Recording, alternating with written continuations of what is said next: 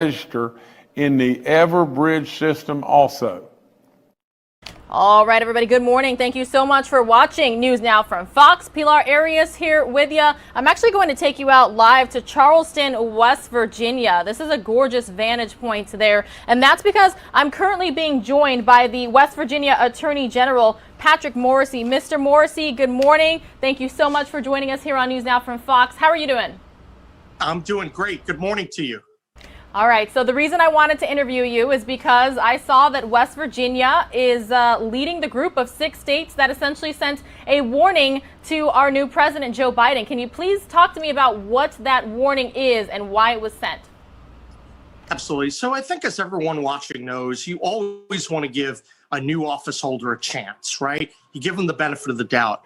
We wanted to make sure at the beginning of the Biden administration that we're laying out the guidepost as to the actions he was taking so that he would know when he's crossing the line. And as what we've seen through the 40 some odd executive actions, we know he's been incredibly aggressive. We know that already he's looking to bypass the legislative branch. And we're very worried that a lot of the regulations that he's getting ready to issue, they're not going to meet the reasoned decision-making test. In other words, they're going to be vulnerable in the courts. And so we're looking at all that, and we wanted to get together because we wanted to lay that out for him, because I think it's important to give notice when you're talking about major rules coming out of an administration.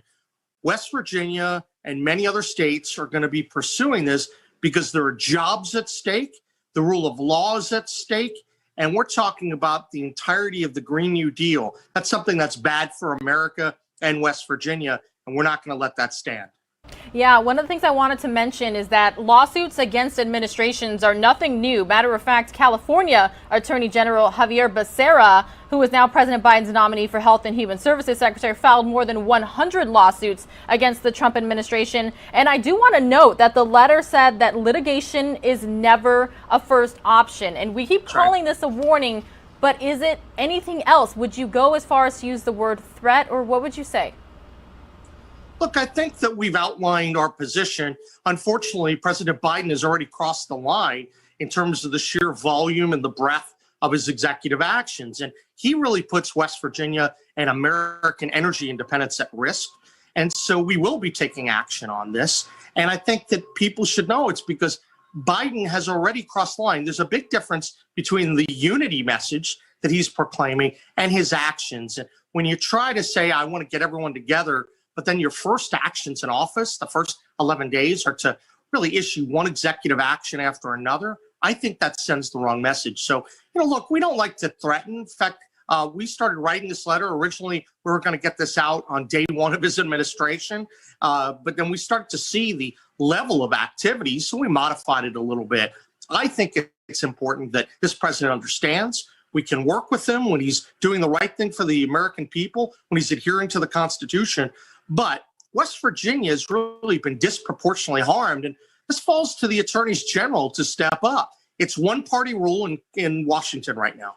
You have the president, the Senate, and the House. So it's up to AGs to step up and to take action against unlawful regulations and problematic and illegal laws, and we're certainly going to be doing that here in West Virginia. Mr. Morrisey, can you please tell me the other 5 states that are in this letter that was sent to the president?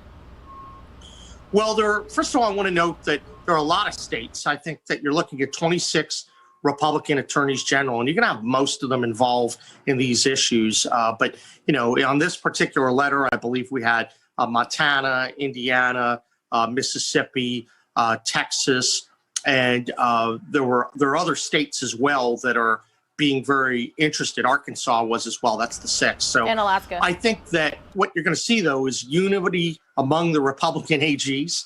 I think you'll start to have it. We're already deeply involved in the Clean Power Plan fight, and we've been leading that action for years. That's really the fundamentals related to the Green New Deal. That's what Biden wants to use as his tool. He's going to go after the existing fight that we're having over that EPA authority, and he's going to see if he can expand it.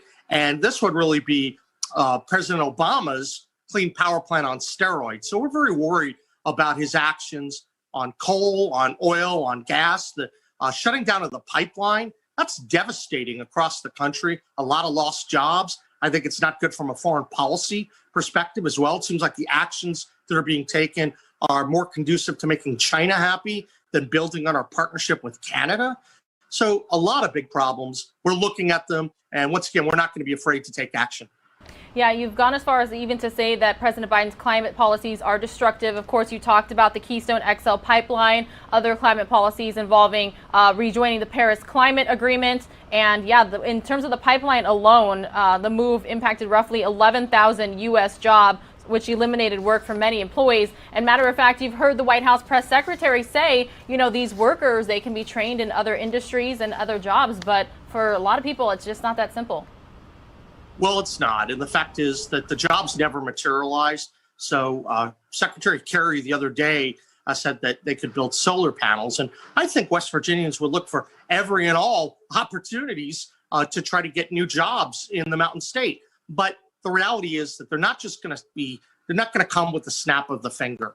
We're expecting that there'll be a significant loss on the oil and the gas front unless we're able to step up and stop this. Now, the good news is, I think you're going to see that this president is not going to have the ability to unilaterally destroy America's energy independence. He's certainly trying within his first 11 days, but he's wrong on the law, especially the fundamentals that he's trying to use. But I think all Americans watching should also know this isn't just about a fight between coal, oil, gas, and renewables. This is a fight about our country's future.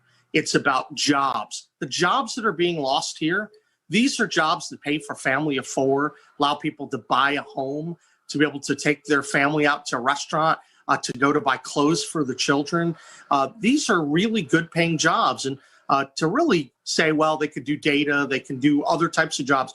Things like that don't happen overnight. And we've heard this rhetoric before. And that's why I'm pushing back so hard. And you see a lot of other states come together on this issue because America's energy independence is fundamental. And Republican AGs are going to stand up for it. Yeah, I worked as a reporter in Texas for 5 years. I had to cover the Keystone XL pipeline pretty extensively. So a lot of us just understand how important that project was to many U.S. workers. West Virginia Attorney General Patrick Morrisey, thank you so much for joining us here on News Now from Fox this morning. Hey, thanks so much. Appreciate it. All right, and when we are taking a live look now at how the stocks are doing, Dow Jones Industrial Big